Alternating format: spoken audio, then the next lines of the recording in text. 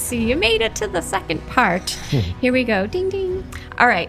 So, Maddie, may I call you Maddie? Yeah, of course. Can you talk about your relationship to Krishna and Shiva? Sure. So Shiva... And maybe tell our audience, just for not everybody's super yogi that listens to this, but... There's going to be several layers of preamble here or context or whatever. For one thing, we've spent a lot of time talking about like, hey, go learn the stories. And they feature what in English we would call gods and goddesses, but it doesn't mean the same thing. Okay. Like, there's lots of Hindus where they will, including, friends we made recently. Yes. Yeah. Veena. Veena. And she echoed exactly the words that a lot of other Hindus feel about it, where they're like, it's not a religion, it's a way of life. Like, and it's hard for a lot of Westerners to understand that stuff. But here's one example of that. I think a lot of Hindus don't take literally the idea. Some do, but some don't take literally the idea that there is an elephant-headed god like Ganesha who literally does these things and literally did all these things in a story. Like, they're sophisticated enough to say like, hey, that story is like it's a map of concepts, not the territory. So if you're looking at this two-dimensional map, like if some alien came down, it's like a Mork and Mindy comedy moment, and you showed the alien a map and said, this is a map of those mountains over there. They would look at the map and go, is not mountain is, So there's a two-dimensional abstraction of a three-dimensional and in fact four-dimensional reality. But nonetheless, this two-dimensional abstraction is in some way useful. We can navigate around something with superior dimensions by looking at the model compressed down to inferior dimensions. Does that make sense? Yep. So sure. When we talk about these stories and the gods and goddesses, a lot of the times what they're gesturing at is some fundamental building block of existence and some fundamental building block of our relationship to that other fundamental building block of existence. So they talk about like universal energies, like energies that create, energies that sustain, energies that dissipate, destroy, or deconstruct, right? So these appear to be like some pretty real, not abstracted things that happen in our universe, right? Things they appear to get created, or at least to change form. They appear to get sustained, and they appear to dissolve and get destroyed sometimes. So they'll say, oh, okay, Brahma, the creator, has one kind of role in the construction of the universe. Vishnu, the preserver, seems to have a stake in letting this creation unfold in a way where it's not just a palace of illusions, but it's simultaneously like a subjective experience, but also a place of meaning, right? And then Shiva being like kind of a destroyer, deconstruction figure. Like to Westerners, they're like, oh, it's a god of destruction. Isn't that bad? Like, shouldn't we be concerned about that?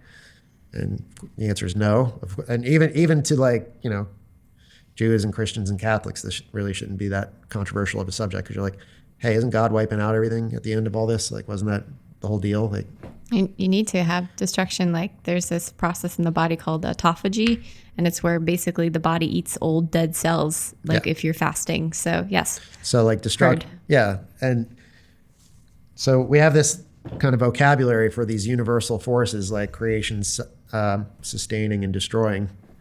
And we put these stories around them to kind of like illustrate the ways that these forces can kind of interact, right? And a lot of the times these stories end up embodying these systems of philosophy that they kind of, and they don't all universally agree because it's a pluralistic way of thinking, right? But they give you kind of gestural understandings of the way that these universal energies would interact. And most crucially, the relationship that our consciousness has to these. So like you can talk to some Hindus who are like, yes, that is literally all just a metaphor for human consciousness interacting with reality, and the human consciousness being a smaller component part of a larger consciousness, which is a view I'm sympathetic to. And then of course, like I said, there are others who are like, no, this is all totally literal. Like, oh yes, Ram's birthplace, it's over there, right? But so now with that little bit of context, Do I literally go and worship it in a conventional Western sense at like a temple devoted to Shiva or Krishna? Not so much. But do I recognize the things that, like, do I recognize what those maps stand for and try to put myself in tune with that in a sense of deep reverence and like very, very deep, powerful experience? Yeah, of course. I'd like to think I'm not just like someone, like one human having one teeny tiny miserable experience in a chaotic world around it, right? Like, it's like, no, human beings are part of a greater universe around them, and maybe there's like some shared consciousness of one kind or another that sometimes we can tap into, sometimes we can't. But if you take all those things at face value and say, okay, well, let's assume what if, right?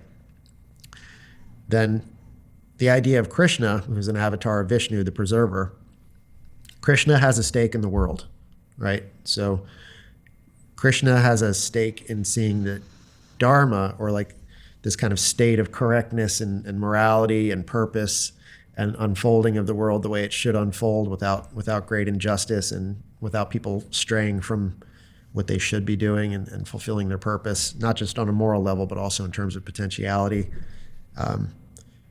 The concept of Krishna is one of the most well-articulated, in my opinion, like articulated conceptualizations of a boundless supreme deity taking on a human form on purpose as kind of a prolonged crucifixion, right? But also one where it's like, he's not doing it to come and have a good time per se. He's doing it to like help preserve and help nurture existence into some shape that it should be going. Meaning, like, he's not Rocky of his story. He's Mick, the trainer, right? If I'm using that like analogy, right? So he's trying to get human beings to kind of grow up and do their own thing and perform their own dharma, even if he has to give them some very colorful nudges from time to time. Reminds me of you taking the little kitten. We have a kitten in the household, by the way. Matt's cat had one single kitten, which we're keeping, but sometimes he has to take the kitten and put it back on the teat. Just to make sure it's getting its food. But yeah. Vishnu. So yeah, I could talk for several podcasts about Krishna and why it's like the character of Krishna and the deity of Krishna, because I'm not disrespecting it, but like why it's so profound. But in terms of, like, let's switch tracks for just a second and compare it to Shiva. So Shiva, if you can conceive of the supreme God of the universe as being a hermit who just wants to meditate all day, right, and be in tune with his own universal apartness isn't a good word, but like, if you've ever known a hermit personally, right, you get this sense that they just want to be their own critter and shut out the rest of the world and focus on whatever makes them unique as a critter. So take that idea in terms of Shiva and now like imagine that the supreme God of the universe is doing that. So any of these things that give us a particular identity, that give us a societal burden, a cultural burden, like roles that other people expect us to play, Shiva represents the hermit that sheds all of that stuff. He doesn't have a job, doesn't want a job, right? It's like just wants to go out and be the mystic meditating on his own universal substance. But as a character, Shiva does get pulled into being a householder. Like, he gets married, he has kids. Thank you, Parvati. But really all he wants to do is go have a mystical experience of it, of himself as the universe. But the thing about Shiva is we all have it, like in this framework, you all have Shiva within you. Like Shiva is the part of you that wants to shed its particularity, like whatever specific name, whatever specific face, whatever specific burdens, cultural roles, all these things you've been given, all those layers of abstraction, the Shiva in you wants to shed and wants to like meditate on its true source. So that's what I do when I sit in silence for 10 days out of the year. Yeah, totally. So they're both very important figures to me. Like, when I feel like I should be involved in the world and I should have a role that helps the world around me sustain itself outside of my own narrow interests, I try to be more in touch with Krishna. And the second part is a very, very deep yearning for me to just like go out and be a hermit and meditate and never, like just totally devote myself to discipline and some sort of craft or art or whatever. That's a huge, huge, huge part of me. And it's the one that gets to be indulged the least. So, but when I do those things, I'm gesturing towards Shiva. So, we could talk a lot more as far as ways to kind of understand why Shiva is a very, like, they're both extraordinarily unique contributions to the concept of divinity. And they would take a really, really, really long time to unpack, but the more you get to know about them, the more powerful they are. Yeah, just, giving a few crumbs today is, and then people are inspired to continue learning as you do. Sure. That's what you do. Sure. All right, so I'm going to switch tracks a little bit now because, we can do this forever. We could get lost in each other forever. Sure. What is one piece of advice that you would give to a new yogi on the path? I mean, I guess I would have to know why they're coming there to begin with. I don't know. I guess I would just say to see yoga and everything. Like, it's not just, yoga isn't just something you do on your mat. And thank God, because my asana is not the best in the world. But like, it's, if you take the idea of yoga seriously, it's union. It's to yoke, right? So like in the old sense, it probably came from the Sanskrit word yoj, which meant to yoke, which meant even more specifically to yoke a chariot to a horse, so that they're a unified thing going in one direction, right? The rider, like the warrior in the chariot, the driver, the chariot, the horse, they're all moving as one. So when you talk about doing yoga, the whole idea of it is that you're supposed to be unifying yourself to something that's kind of greater than you. Right. And it's not that we want to get in the habit of thinking that things are greater than us, because that might hurt our ego. Maybe a better way to say it is like getting in touch with things that are both greater than you, but that you are also an integrated part of. So, well, I think that's especially important for right now, people are so alone. I am admittedly a fan of JP Sears, and I was watching, it was like an Instagram story or something, and he just does like parodies of everything, but he was talking about, he's like, it's like, because we're humans, we were born in an egg, we're meant to be alone. It's just tickling me. And he's also a ginger, so, he doesn't have a soul either. So, and my last question. So you said to me once that I could get lost in you forever. It seems to me you feel the same way about yogic Vedic philosophy. So maybe how is that true?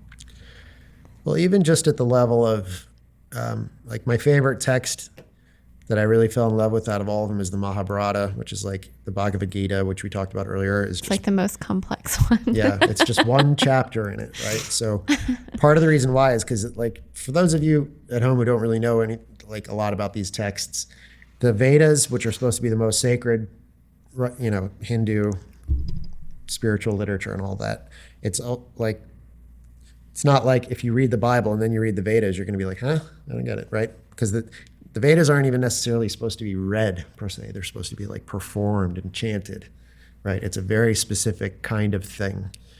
And they're like hymns, and they're hymns that are meant to kind of invoke some elemental force to do a job on your behalf, really. Book of spells. Kind of. Book of magic. Which makes Christian sensibilities kind of hackle a little bit, but I don't think you have to think about it that literally. So if you're a Christian and you do yoga, don't throw your yoga mat in the garbage bin. You don't really have to do all that. Just burn it.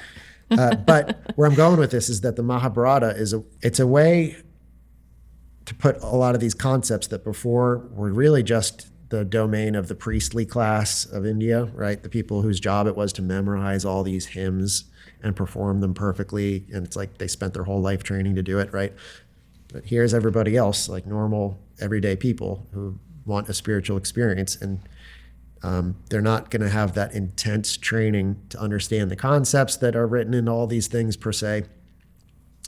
But just as an example, the everyday people of India, like they know the stories of the Ramayana and the Mahabharata, and it's like it's a way of giving a narrative to a concept. And in the case of the Mahabharata, it's one of the most densely, it's so elaborately constructed and so many interlocking pieces. It's one of the, like, above and beyond sacred literature, it's actually like there's a handful of things in terms of human contributions to like literature or art that are standouts. Like collected works of William Shakespeare would be one of them.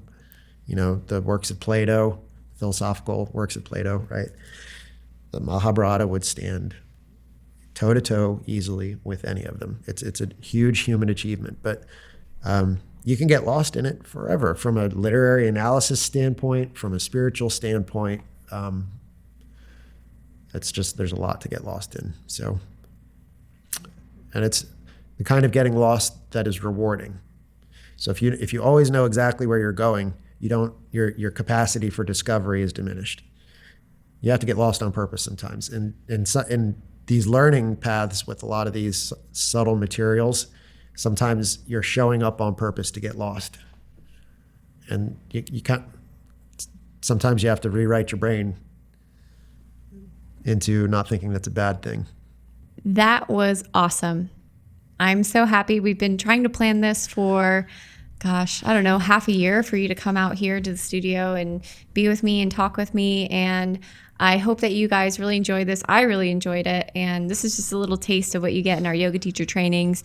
Matt is very involved in a lot of the things that I'm doing, especially with the upcoming coaching certification that it's on like Donkey Kong, and there's limited spaces, and it's pretty much halfway filled up already. So August 20th to the 27th, we're doing a coaching certification that will be available on the website soon, thriveyogafit.com. You can check it out. You can also email me, Erin at erincoach.com, if you want more information on that. It is 7 intensive days, yoga, meditation every day. We have a list of, I think I condensed it down to 12 different topics that we're going to be going over, from healing inner child to bilateral reprogramming to the clear formula and so much more. So if you want the top-notch experience of becoming a life coach, and not just that, but really changing your life, really digging into those belief systems that are preventing you from showing up big in your life, let me take you there. 100%. I have a lot of experience, not just guiding people on a cerebral level, but on a spiritual level, on an emotional level. And I can tell you that I do it with compassion, and I really fucking care. It'd be hard to find another mentor that cares as much as I do. I dedicate my heart and my soul to these programs. So I always over deliver. So if you're interested, it's true. Thank you.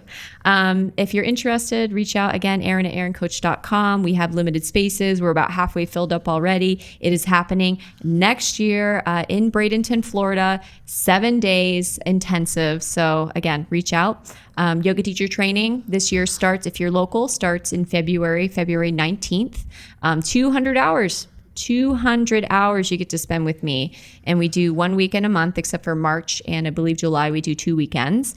And you get everything from asana, philosophy with Professor Matt, more philosophy with me. We actually have a Kundalini module that's being taught by one of my best friends, an amazing teacher, Mfon Plenter. And we have also body rolling, Reiki attunement, and I haven't even gotten to the things that I'm studying now, guys. I'm going to blow your mind, but that's for another podcast. So thank you so much. I appreciate all of you. One thing, if you haven't left a review on the podcast, throw me a bone. Leave a review. Also, I love to read them. It encourages me. Or reach out to me. Again, Erin at erincoach.com. I hope that you have a fantastic day, and thank you so much. Namaste.